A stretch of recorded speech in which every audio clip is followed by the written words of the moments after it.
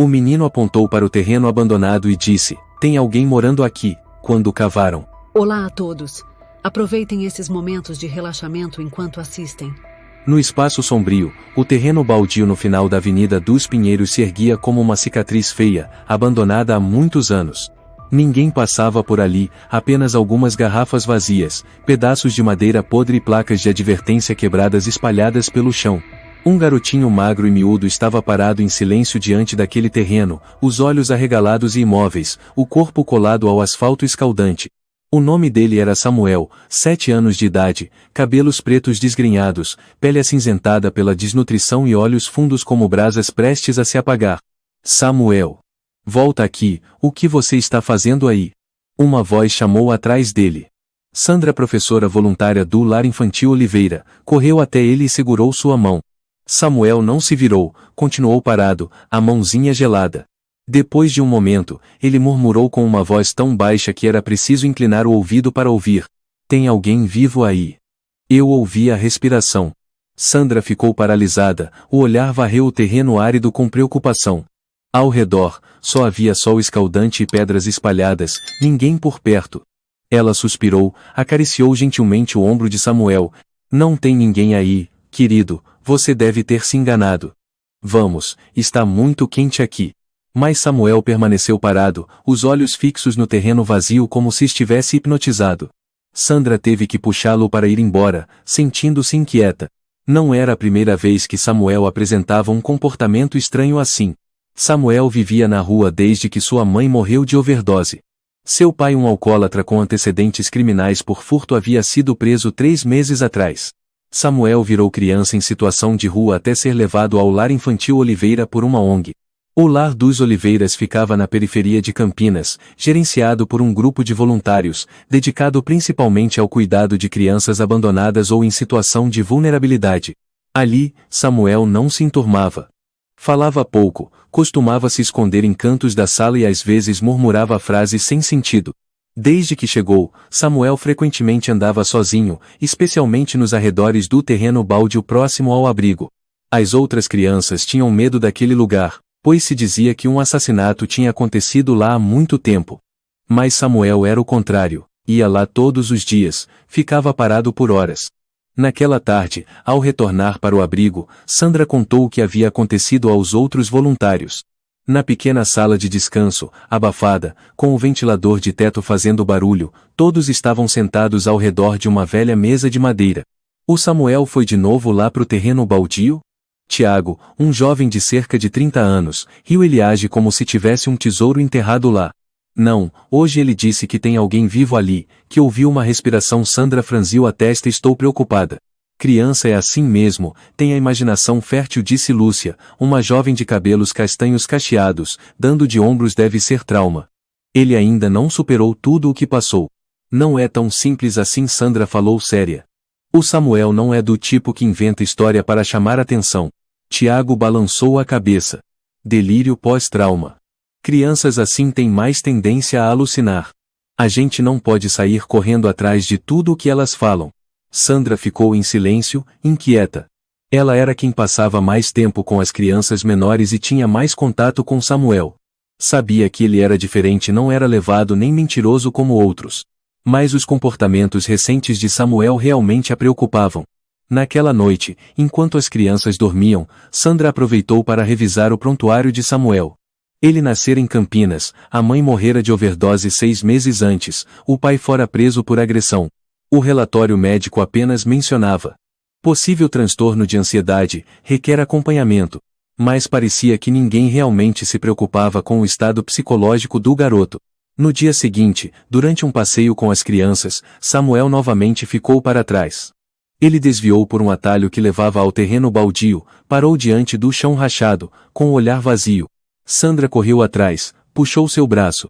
"Samuel, não pode ir sozinho. É perigoso."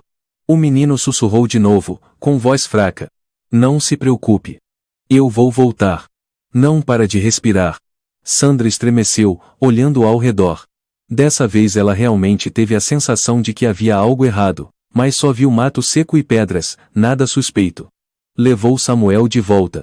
O boato sobre o comportamento repetitivo de Samuel se espalhou rapidamente entre os voluntários. Alguns começaram a cochichar pelas costas dele. Aquele menino, o Samuel. Ele é doido. Ouvi dizer que o pai dele foi preso por agressão. Loucura é de família. Deviam mandar ele para uma clínica psiquiátrica. E se for perigoso? Teve até quem brincou, meio de verdade, meio de mentira. Se ele escuta vozes vindo do chão, vai ver são fantasmas. Sandra ficou revoltada, tentou várias vezes defender Samuel, mas foi ignorada. Sua superior, a coordenadora Dora, uma mulher rígida de mais de 50 anos, disse friamente: temos crianças demais para cuidar. Um menino delirante como ele deve ser encaminhado para uma clínica psiquiátrica leve. Deixe que os especialistas lidem com isso. Sandra discordou, mas sua opinião não tinha peso. Naquela noite, viu Samuel encolhido no canto do quarto, sem comer, sem dormir, abraçando a cabeça, com os olhos cheios de pavor. Ele desenhava repetidamente figuras estranhas. Um caixote quadrado enterrado, com buracos de ventilação na tampa, e o rosto de uma mulher de olhos arregalados, com expressão desesperada. Por que você desenhou isso? Sandra perguntou. Samuel tremia. Ela está debaixo da terra. Eu ouvi a respiração dela. Está muito fraca. Sandra apertou o papel com força, sentindo um pressentimento ruim crescer no peito. Mas todos os adultos ao redor continuavam achando que Samuel tinha alucinações. Ninguém o levava a sério. Naquela noite, quando todos já dormiam, Sandra acordou com um leve ruído vindo da janela. Ela saiu e viu Samuel encolhido ao lado do terreno baldio. O corpo pequeno tremendo, os lábios ressecados, murmurando como em transe. Ela está ficando fraca. Quase não ouço mais. Sandra se ajoelhou ao lado dele, o coração apertado. Olhou para o chão sem vida, tomada por um medo sem explicação.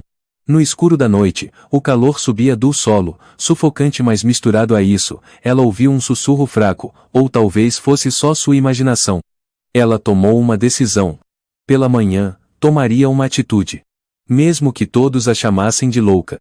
Na manhã seguinte, quando os primeiros raios de sol ainda não tinham dissipado a névoa leve, Sandra já estava na delegacia local. Caminhava apressada, com um olhar firme. Segurava nas mãos um maço de desenhos de Samuel, como se temesse que ninguém fosse sequer olhar para eles. Quero fazer uma denúncia, disse Sandra ao policial de plantão, um homem de meia idade chamado Miguel, com os olhos inchados como se ainda não tivesse acordado direito. Miguel ergueu os olhos, com voz sonolenta. O que foi, moça? Pode ser que... Tem alguém sendo enterrado vivo, disse Sandra rapidamente, tentando manter a calma. Um menino do abrigo Lar dos Oliveiras, o Samuel, ouviu uma respiração vindo debaixo da terra, perto do terreno baldio. Ele desenhou isso aqui. Miguel franziu a testa e folheou algumas das folhas. Nelas havia os desenhos rabiscados de Samuel. O caixão de madeira, os pequenos buracos perfurados na tampa e o rosto de uma mulher com os olhos bem abertos. A senhorita está brincando. Uma criança ouviu respiração debaixo da terra. Miguel levantou uma sobrancelha, tentando conter o riso. Não, estou falando sério. Sandra respondeu com firmeza. Esse menino não inventa coisas. Ele não é desse tipo. Miguel balançou a cabeça e devolveu o maço de folhas para Sandra. Moça, não é a primeira vez que ouço essas histórias de criança com amigo imaginário ou vozes misteriosas. Não posso deslocar uma viatura só por causa de alguns desenhos. Por favor, pelo menos mande alguém verificar, Sandra implorou. Se não acredita em mim, pergunte sobre o desaparecimento da enfermeira Marta.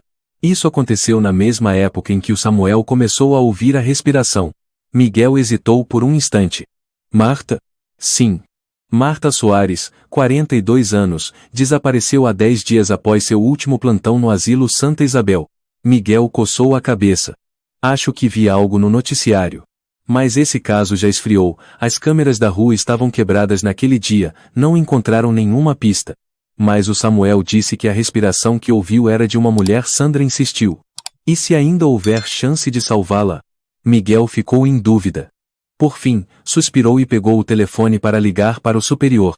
Pouco depois, o tenente Ricardo, um homem mais velho, de postura firme, saiu da sala, o olhar afiado fixo em Sandra. A senhora fez a denúncia? Perguntou Ricardo. Sim. Acredito que há uma pessoa enterrada viva no terreno baldio perto do abrigo Lar dos Oliveiras, disse Sandra rapidamente, ainda segurando firme o maço de desenhos.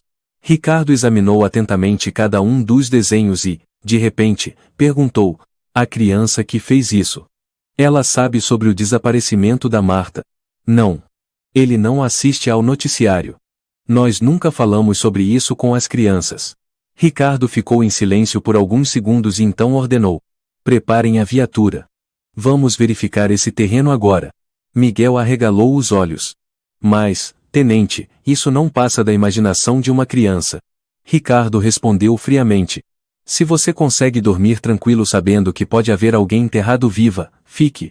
Eu não consigo. 1 hora depois, viaturas da polícia e uma equipe de resgate chegaram ao terreno baldio. Samuel estava atrás de Sandra, os olhos arregalados fixos no chão, como se estivesse esperando por algo. Tem certeza de que é aqui? Ricardo perguntou. Samuel assentiu levemente e apontou para um ponto específico. É bem aqui. Foi onde ouvi com mais clareza. Ricardo fez sinal para que a equipe começasse a escavar. As primeiras pás bateram no solo seco, lançando camadas de terra para o lado. Todos ao redor prendiam a respiração, sem conseguir acreditar que aquilo pudesse ser real. Após cerca de 30 minutos, a pá de um policial chamado Juliano bateu em algo duro. Tem alguma coisa aqui! Gritou Juliano. Todos correram para o local.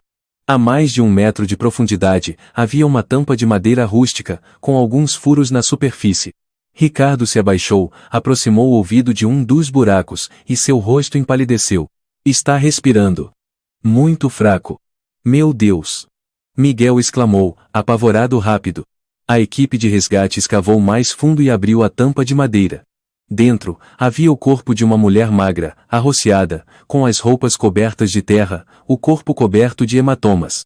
Ela respirava com dificuldade, os lábios rachados, o corpo encolhido. Meu Deus! Ela está viva! Exclamou Juliano. Tragam a maca. Emergência!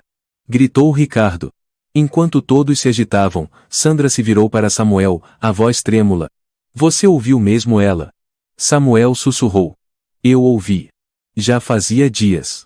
Ela estava muito fraca. Eu tinha medo que ela parasse de respirar. Marta foi levada imediatamente ao Hospital Central de Campinas. Os médicos diagnosticaram coma profundo, hipotermia, insuficiência respiratória grave e desidratação extrema. O médico responsável Dr. Estevão Silva declarou seriamente em coletiva de imprensa.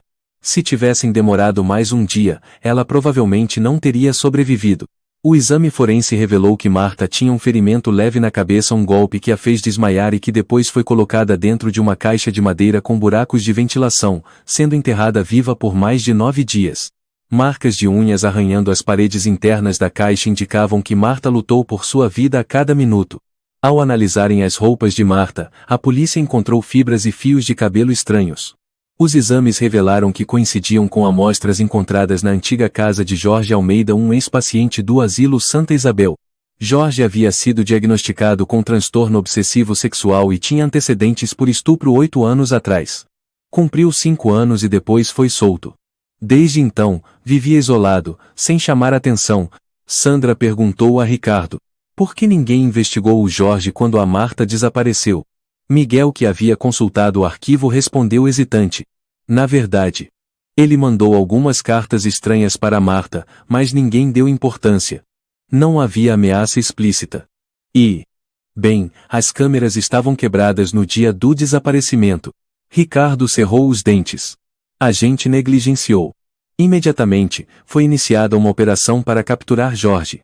Em apenas 2 dias, a polícia o encontrou escondido numa casa abandonada, a cerca de 5 quilômetros do local do crime. Quando os policiais entraram, Jorge não resistiu. Estava sentado numa cadeira velha, com um olhar estranhamente calmo. Ricardo se aproximou, a voz cortante. Jorge Almeida, você está preso por sequestro e tentativa de homicídio de Marta Soares. Jorge sorriu com um ar perturbado. Ela não me amava. Mas debaixo da terra, ela não podia mais fugir. Ricardo franziu a testa. Por que escolheu algo tão doentio? Jorge inclinou a cabeça para trás, os olhos vidrados.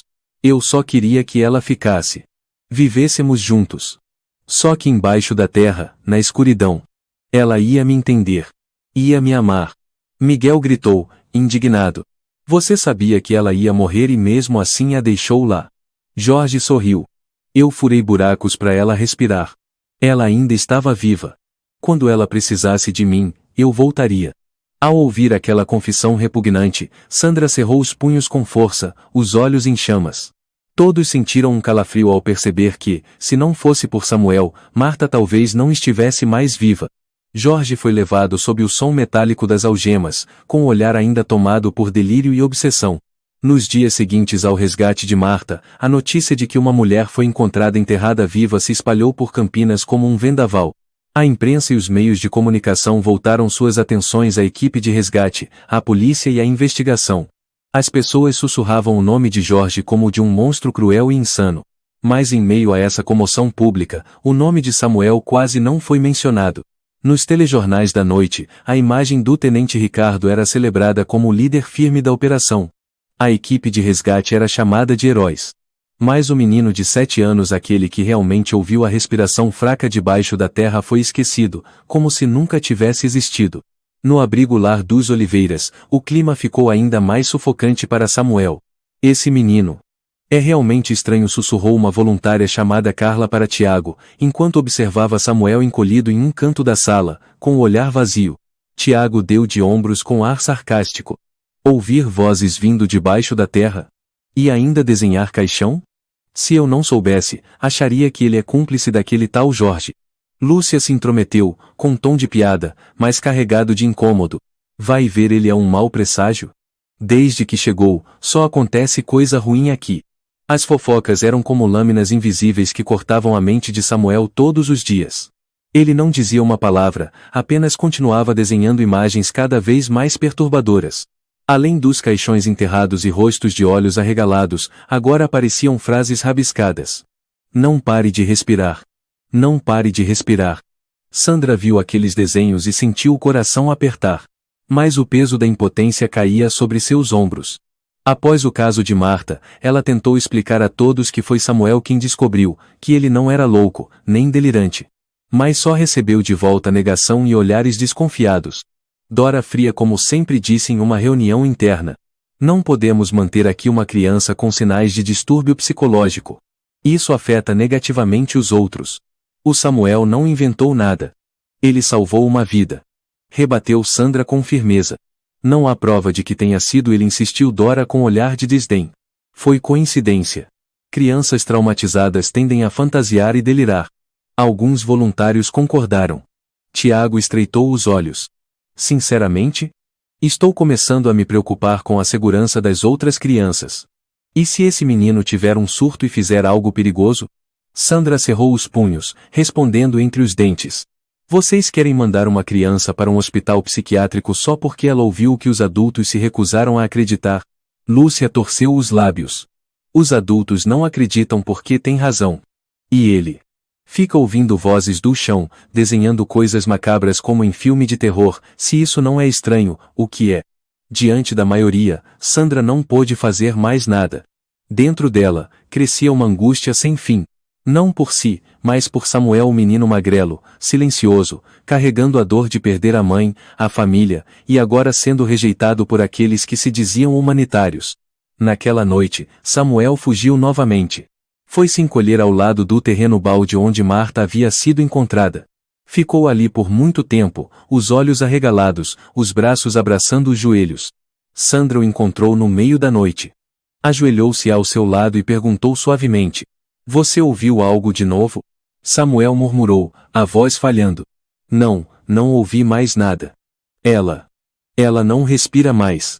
Mas ela foi salva, você lembra? Sandra acariciou os cabelos dele. Não estou falando dela. Eu não ouço mais nada. Estou com medo. Os olhos do menino estavam tomados de pânico, como se tivesse perdido o último apoio que tinha no mundo. Sandra o abraçou forte, sentindo um nó na garganta. No dia seguinte, um agente social chamado Marcos apareceu no lar dos Oliveiras. Ele era responsável por supervisionar os casos de crianças com possíveis distúrbios mentais na região. O menino Samuel, disse Marcos, folheando o dossiê, com a testa franzida. Família desestruturada, pai preso, mãe falecida por overdose, histórico de trauma. Recentemente apresentou comportamento incomum, delírios, desenhos com imagens negativas. Ele não está delirando, disse Sandra, firme, olhando nos olhos de Marcos. Ele salvou uma vida. Está em todos os noticiários. Marcos sorriu levemente, com um olhar carregado de significado. A senhora diz isso, mas no papel, tudo o que vejo é uma criança com potencial de desenvolver distúrbios psicológicos. Nosso procedimento é encaminhá-lo para um centro de acompanhamento leve por 3 meses, para avaliação especializada. Não. Sandra protestou com veemência. O Samuel não é cobaia.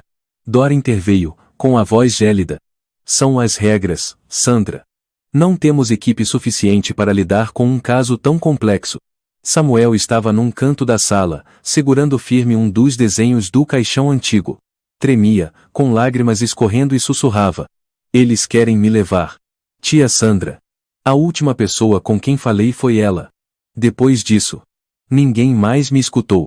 Sandra se ajoelhou, o abraçou apertado e murmurou. Eu estou aqui. Não vou deixar ninguém te levar assim. Fácil, não. Mas no fundo, ela sabia. Sozinha, não conseguiria enfrentar um sistema inteiro. Se não fizesse algo, Samuel seria arrancado daquele lugar familiar e trancado em quartos frios, onde analisariam sua mente de criança com testes impessoais. Lá fora, Campinas ainda brilhava sob o sol escaldante, mas dentro do coração de Sandra, uma nuvem escura se aproximava, anunciando dias sombrios. Na manhã seguinte, antes mesmo que o sol surgisse por entre os telhados queimados de Campinas, Sandra já estava novamente diante da delegacia, desta vez com uma determinação mais forte do que nunca. Levava consigo os desenhos de Samuel, um resumo do prontuário médico e cópias das informações sobre o desaparecimento de Marta, junto com o laudo pericial recém-divulgado. Ela sabia que agora teria que fazer barulho. Caso contrário, Samuel seria levado e homens como Jorge continuariam se escondendo na escuridão. Miguel estava de plantão, os olhos ainda sonolentos. Ao ver Sandra, franziu o rosto. A senhora de novo? Já terminaram a investigação? Quero saber como foi que prenderam o Jorge, o que ele confessou, se há relação direta com o caso da Marta, disse Sandra, disparando as palavras, os olhos fixos em Miguel. Miguel suspirou. Já prendemos. Ele confessou tudo. Estamos preparando o processo para julgamento. O que mais você quer? Ainda não é suficiente. Sandra exclamou, enfiando os desenhos de Samuel na cara dele. Esse menino ouviu a respiração debaixo da terra. Ele salvou a Marta. E agora querem interná-lo num hospital psiquiátrico. Vocês vão deixar isso acontecer? Miguel ergueu as sobrancelhas, confuso. Nesse momento, Ricardo entrou na sala, com um semblante sério. Ouviu de longe e se aproximou, dizendo em tom firme e grave, a senhora tem razão. Aquela criança foi peça-chave. Sem ele, não teríamos salvado Marta. Os olhos de Sandra brilharam com esperança. Então vocês podem intervir, não deixar que levem o Samuel, certo? Ricardo ficou em silêncio por alguns segundos e respondeu. Não temos autoridade sobre clínicas psiquiátricas ou o sistema social. Mas posso escrever um relatório, atestando a importância do testemunho do menino. Pode ajudar. Sandra assentiu, agradecida, sentindo o peso no peito aliviar um pouco. Enquanto isso, no Hospital Central de Campinas, Marta começava a se recuperar após dias em estado crítico. Seus olhos se abriram, fracos, mas conscientes. O doutor Estevão estava ao lado, sorrindo. Senhora Soares, a senhora voltou do mundo dos mortos. Marta murmurou, com a voz seca. Quanto tempo? Mais de 10 dias, respondeu Estevão. A senhora foi enterrada viva, mas por sorte ainda respirava quando a encontramos. Os olhos de Marta se arregalaram, cheios de espanto e pavor. Quem? Quem me encontrou? Estevão sorriu. Uma criança. Ele disse que ouviu sua respiração debaixo da terra. Lágrimas escorreram pelos olhos de Marta, os lábios tremiam. Uma criança. Me salvou? Estevão assentiu. Exatamente. A senhora teve muita sorte. Enquanto isso, no abrigo lar dos Oliveiras, a situação de Samuel se agravava. Dora decidiu assinar os papéis para transferi-lo ao centro psiquiátrico leve. Marcos voltou com os documentos e os trâmites necessários. Sandra tentou resistir. Tem o atestado da polícia. O Samuel não está delirando. Ele é especial, mas não é louco. Marcos balançou a cabeça, indiferente. Respeito o que sente, mas isso é uma decisão técnica. O menino precisa de avaliação psicológica profunda, não devagar por aí ouvindo vozes invisíveis. Samuel estava parado em silêncio no canto da sala, abraçado ao velho desenho, os olhos arregalados de medo. Os sussurros ao redor dele se tornavam cada vez mais frequentes. Esse menino é perigoso. Vai ver, ele sabe demais, e agora querem silenciá-lo. Fica ouvindo coisa debaixo da terra, daqui a pouco começa a ouvir vozes na cabeça. Aí já era. Sandra apertou os punhos com força, os olhos inflamados de indignação. Naquela noite, ela escapou do abrigo e levou Samuel até o hospital. Queria que Marta ouvisse com os próprios olhos, para que todos entendessem, para salvar Samuel do destino de ser rotulado como louco. Quando chegaram ao quarto, Marta ainda estava fraca, mas seus olhos brilharam ao ver Samuel. O menino ficou parado, tremendo, sem coragem de se aproximar. Sandra o empurrou suavemente para frente. Essa é a pessoa que você salvou. Samuel ficou sem jeito, apertando o desenho contra o peito, murmurando. A senhora. Ainda respirava. Eu ouvi. Eu tinha medo que a senhora parasse de respirar. Lágrimas escorreram dos olhos de Marta. Ela estendeu a mão e segurou com força a mãozinha gelada do menino, sussurrando. Obrigada. Foi por sua causa que eu estou viva. Os olhos de Samuel se encheram de lágrimas, e pela primeira vez em muitos dias, ele sorriu um sorriso frágil, mas verdadeiro. Sandra se virou para o Dr. Estevão. Viram só. Samuel não estava delirando. Esse menino tem algo especial. Estevão assentiu com seriedade. Vou fazer um laudo médico para confirmar. Não podemos deixar uma criança ser internada em um hospital psiquiátrico só porque os adultos não conseguem compreendê-la. Dentro de Sandra, nascia uma fé inabalável. Mas ela sabia que a batalha ainda estava longe de terminar.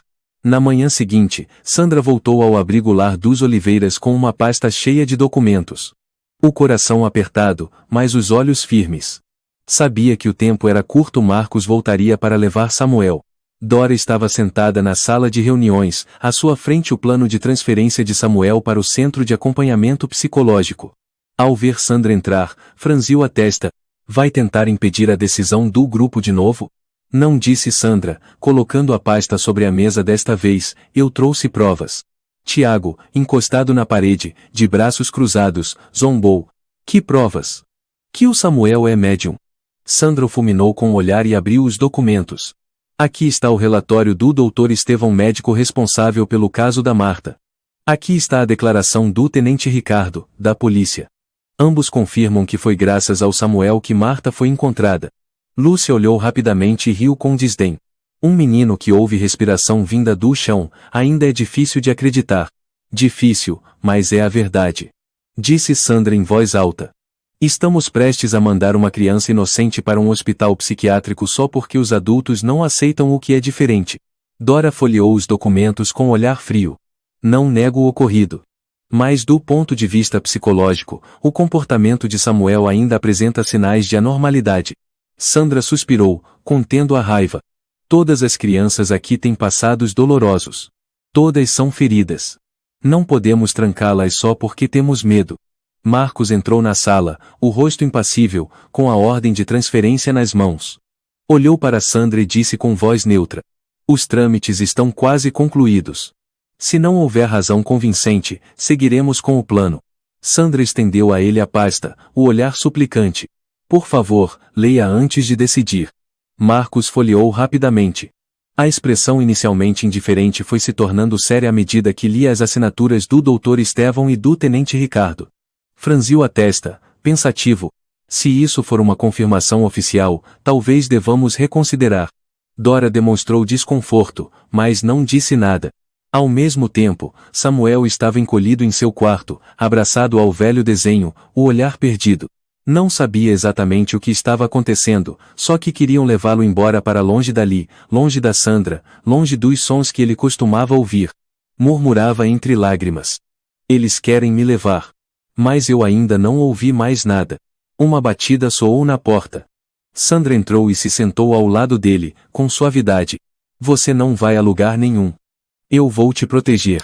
Samuel a olhou, os olhos com um brilho tênue de esperança. Sério? Mesmo? Sandra assentiu, segurando firme a mão dele. Eu prometo. Enquanto isso, no hospital, Marta se recuperava mais rápido do que o esperado. Passava boa parte do tempo pensando em Samuel, o menino estranho que a salvou. O trauma de ter sido enterrada viva ainda a assombrava, mas o que a mantinha firme era a lembrança da voz fraca do garoto sussurrando para ela naquela noite. Marta decidiu. Precisava ver Samuel de novo, precisava agradecê-lo e fazer algo para protegê-lo. Na mesma hora, Ricardo também recebeu as informações enviadas por Sandra.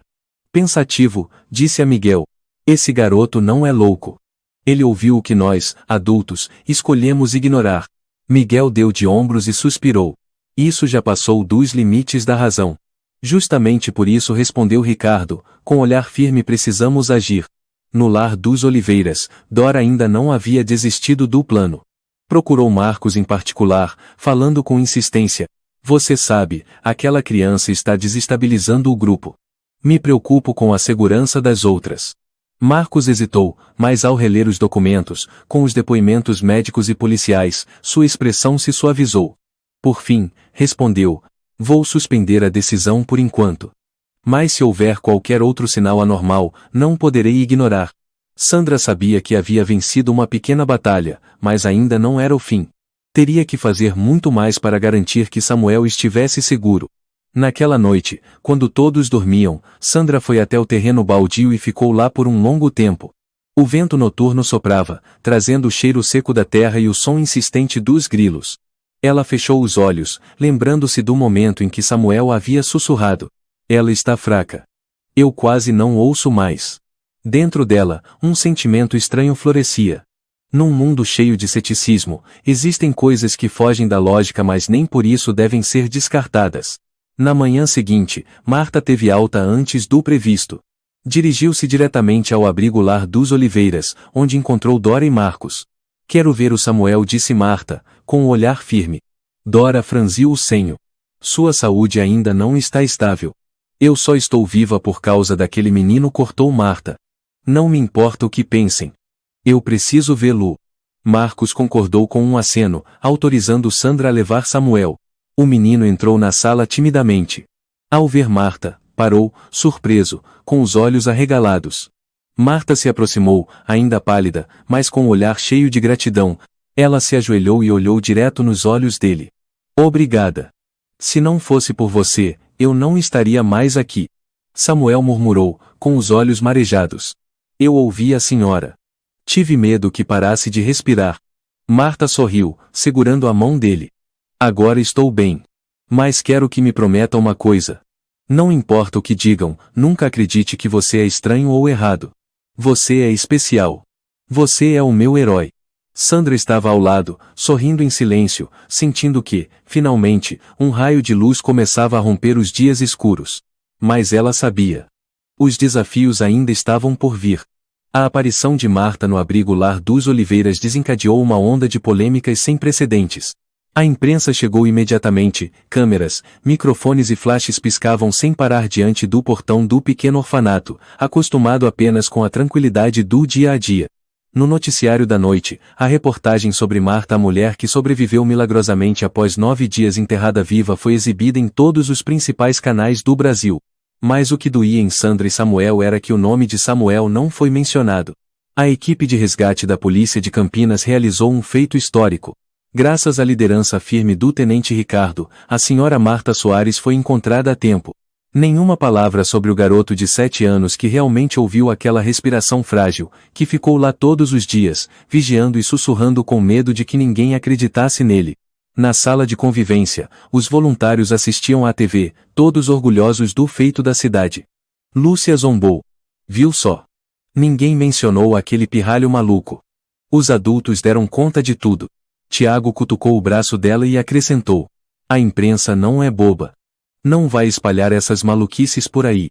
Sandra permaneceu em silêncio, olhando para Samuel encolhido no canto, apertando com força o desenho amassado. O menino não dizia nada, os olhos vazios, os lábios cerrados como se engolisse todas as emoções. Dora entrou e anunciou, de forma seca. Atenção, Pessoal, amanhã cedo, o menino Samuel será oficialmente transferido para o Centro de Avaliação Psicológica. Esta é a decisão final. Sandra se levantou de súbito, com voz cortante. A senhora não tem esse direito sem consultar o Dr. Estevão e o Tenente Ricardo. Você acha que algumas assinaturas vão encobrir a verdade? Respondeu Dora, fria. Esse menino não é normal. Precisamos garantir a segurança do grupo. Os outros voluntários murmuravam em concordância, todos olhavam para Samuel com desconfiança e medo. Uma criança que ouve alguém sendo enterrado vivo? Para eles, isso era algo além da imaginação, um sinal de perigo iminente. Naquela noite Sandra ligou discretamente para Ricardo e contou tudo. Fique calma, disse Ricardo, a voz firme no telefone, eu vou até aí. Não vou permitir que tratem o garoto desse jeito. Do outro lado da linha, Miguel interveio. Dona Sandra, sei que isso tudo é estranho, mas pode confiar. Estamos do seu lado.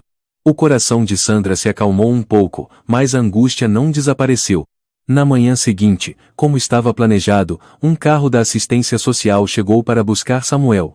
Marcos liderava a operação, seguido de 2 agentes em trajes civis. Sandra segurava Samuel no colo. O menino se agarrava ao pescoço dela, tremendo. Eles vão mesmo me levar? Perguntou Samuel, com voz embargada. Não, fica tranquilo, sussurrou Sandra, olhando em direção ao portão. Naquele momento, uma viatura policial apareceu. Ricardo desceu, seguido por Miguel e Marta. Os olhos de Marta ardiam de indignação ao ver a situação de Samuel. Parem agora! Ordenou Ricardo, em tom severo, ninguém vai levar esse menino. Marcos franziu a testa. Estou apenas cumprindo o protocolo. O menino precisa ser avaliado. Não precisa mais, disse Ricardo, erguendo um maço de documentos, esta é uma ordem oficial do tribunal local. Após análise, a justiça concluiu que Samuel não apresenta riscos psicológicos. Não há necessidade de isolamento ou monitoramento. Dora empalideceu, enquanto Lúcia e Tiago se entreolharam, confusos. Marta se aproximou, segurando a mão de Samuel, os olhos brilhando.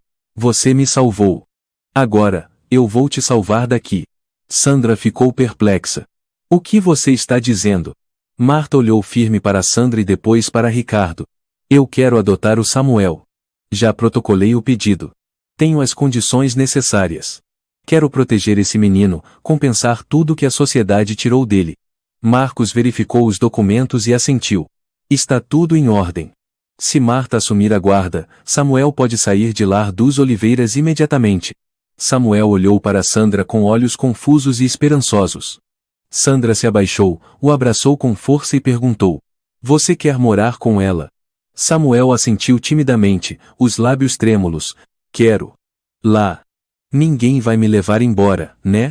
Ricardo colocou a mão no ombro de Sandra e disse, com olhar tranquilizador. É a melhor oportunidade para ele. O grupo deixou o abrigo sob os olhares pesados dos voluntários. Lúcia murmurou. Quero ver quanto tempo ele aguenta com essa mania de ouvir vozes do subsolo. Tiago deu de ombros. Pelo menos está longe da nossa vista. Sandra lançou um último olhar a eles, sentindo a raiva crescer, mas sabia que naquele momento o mais importante era a segurança de Samuel. O carro partiu de Campinas em direção a uma área mais tranquila nos arredores. Marta estava sentada ao lado de Samuel, segurando sua mão o tempo todo. Agora você não precisa mais ouvir o que vem do chão, sussurrou Marta, com lágrimas escorrendo pelo rosto aqui, você só vai ouvir coisas boas. Samuel encostou a cabeça no ombro dela e, pela primeira vez em muitos meses, fechou os olhos sentindo uma paz verdadeira. Mas no fundo do coração de Sandra, ela sabia que os ecos daqueles dias sombrios ainda não haviam terminado. Alguns dias depois da saída oficial de Samuel do abrigo Lar dos Oliveiras, o clima por lá parecia mais calmo, mas no lugar da tensão ficou um silêncio estranho, feito de sussurros, olhares evitados e a frieza crescente de quem se dizia voluntário humanitário. Em uma reunião interna, Dora estava à cabeceira da mesa, tamborilando os dedos sobre a madeira antiga, o olhar afiado como lâmina. Espero que todos tenham aprendido com o que aconteceu. Não podemos deixar que casos de instabilidade psicológica afetem a reputação da nossa instituição. Lúcia assentiu. Ainda bem que ele foi embora. As outras crianças estão menos assustadas agora. Tiago riu, debochado. Aquele moleque deve estar por aí ouvindo sussurros do além. Sandra já não estava mais ali para responder. Pediu licença temporária e passou a apoiar diretamente Marta e Samuel, deixando para trás aquele ambiente tóxico e cheio de desconfiança. Enquanto isso, Samuel vivia com Marta em um pequeno apartamento na periferia de Campinas. A casa era simples, mas limpa, com luz do sol entrando pelas janelas, o oposto da frieza e escuridão do lar dos Oliveiras. Ainda assim, os traumas do passado pesavam no coração de Samuel. O menino se encolhia no canto do quarto, abraçado ao cobertor, os olhos arregalados durante a noite, sussurrando para si mesmo: "Vão me levar de novo. Eu sei. Eles sempre me levam." Marta sentou-se ao lado da cama, acariciando suas costas com ternura, dizendo suavemente: "Ninguém vai te levar mais. Esta é sua casa. Agora você está seguro." Samuel balançou a cabeça, a voz trêmula: "Eles não gostam de mim. Eu ouço vozes debaixo da terra. Todos têm medo." Marta sentiu um nó na garganta e o abraçou com força, deixando as lágrimas caírem. Ouvir isso não é assustador. O que assusta é o quanto os adultos tentam ignorar a verdade. No hospital, o Dr. Estevão e Ricardo continuavam acompanhando discretamente o caso. Sabiam que a opinião pública dificilmente aceitaria a história de um menino que ouviu a respiração de alguém enterrado viva. "Eu achava que isso só existia em filme de ficção", disse Miguel, dando de ombros agora. "Eu fui forçado a acreditar." Ricardo disse com voz grave: "Às vezes, são as crianças que enxergam aquilo que os adultos tentam negar." No entanto, mesmo com Marta e Samuel em aparente tranquilidade, a imprensa e a opinião pública começaram a distorcer os fatos. Alguns jornais sensacionalistas publicaram manchetes: "Paciente com histórico psiquiátrico recebe a guarda de uma criança?" "A mulher que sobreviveu ao ser enterrada viva agora vive com um garoto com sinais de distúrbios mentais."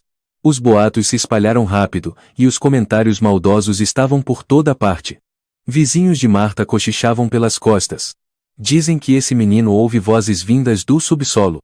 E ainda mora com a tal Marta. Com certeza, não é normal." Certa manhã, enquanto Marta levava Samuel ao mercado, algumas mulheres de meia idade apontaram e cochicharam. Samuel apertou forte a mão de Marta, olhando para o chão, os lábios tremendo. "Está tudo bem, meu amor", sussurrou Marta, mas seu coração doía. Na nova escola, as coisas também não iam bem. Mesmo alocado em uma turma reduzida, Samuel era evitado pelos colegas. Algumas crianças murmuravam: "Esse aí é doido. Dizem que ele falava com fantasmas." Samuel se encolhia no canto da sala, o olhar perdido na direção do pátio, onde outras crianças brincavam despreocupadas.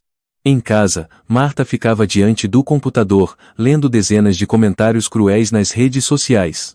Ela mordia os lábios, engolia a raiva, mas sabia que enfrentar o preconceito da sociedade não era fácil.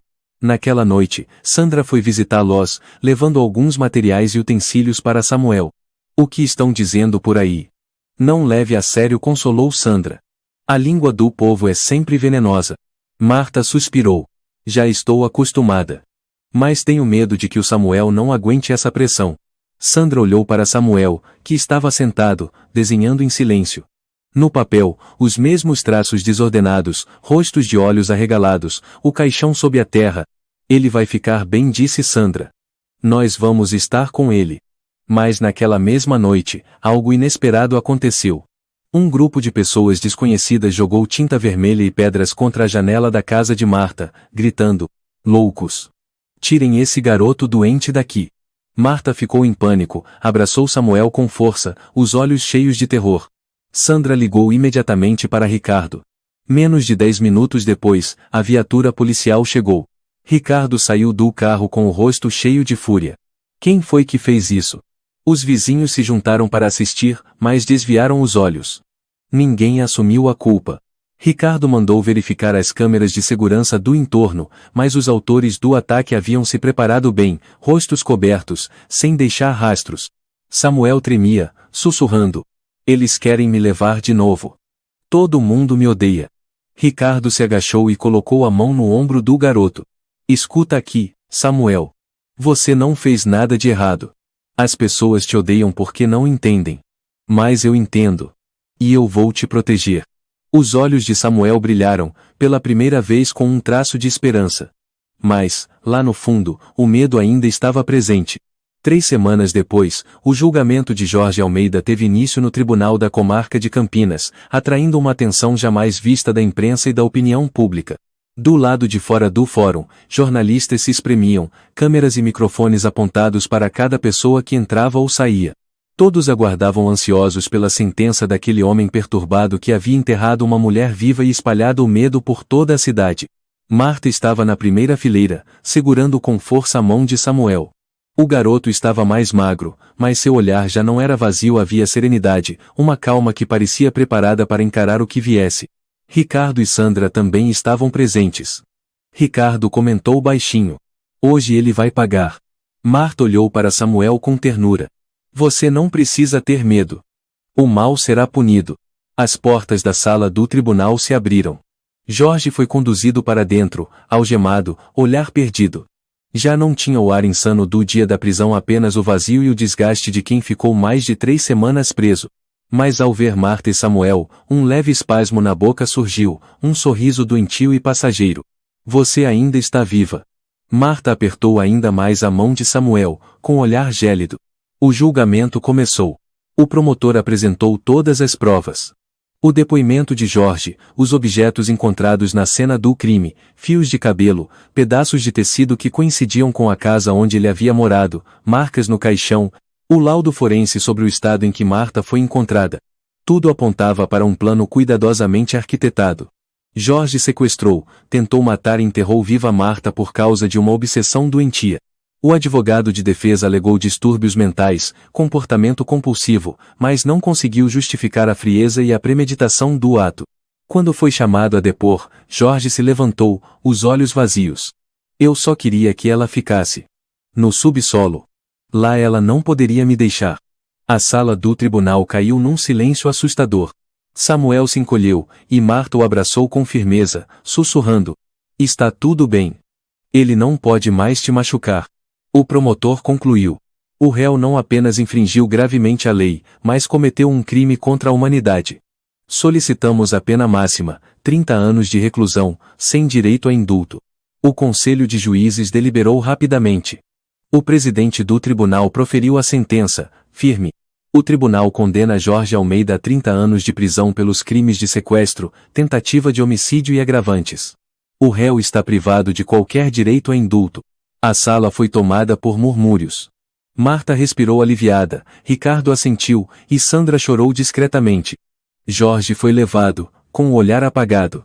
Sua última frase ecoou: "No subsolo. Ela era minha." Mas agora, ninguém mais acreditava nas palavras insanas daquele homem. A imprensa cobriu tudo. Mas, desta vez, o nome de Samuel não foi esquecido. Vários artigos exaltavam o menino que ouviu o pedido de socorro, que salvou uma vida e inspirou toda a cidade. Naquela noite, no pequeno apartamento de Marta, o telejornal transmitia uma reportagem especial. Graças à coragem e à sensibilidade extraordinária do menino Samuel, a senhora Marta Soares foi milagrosamente resgatada após 9 dias sendo mantida enterrada viva.